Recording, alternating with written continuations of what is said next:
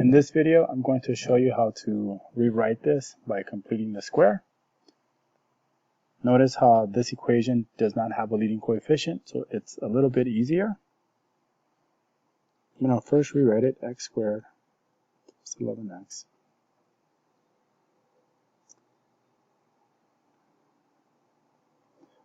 I'm first going to subtract the 24 to both sides. Now I'm going to leave a space right there because I'm going to add a number where that's going to allow me to rewrite this as a perfect square. So to get that number, I'm going to look at that middle term, 11. I'm going to divide it by 2. Then I'm going to square it. That's 121 over 4. And I'm going to keep it as a fraction.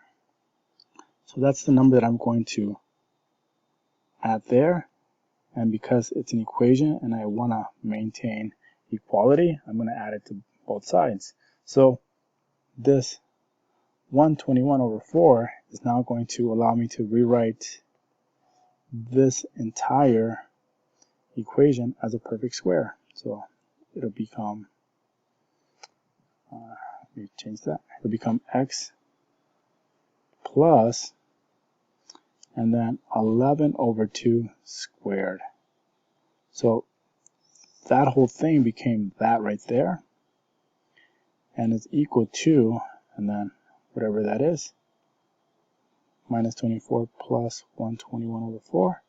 And here, I'm going to simplify the value on the right.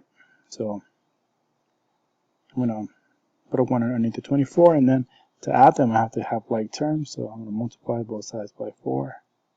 That's going to give me negative 96 over 4 plus 121 over 4. And that's going to become just 25 over 4. So I'm going to rewrite everything over here. That's that part. And the 25 over 4 goes on this side.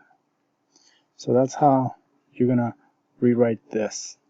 So here, that'll be 11 over 2. This will be 25 over 4.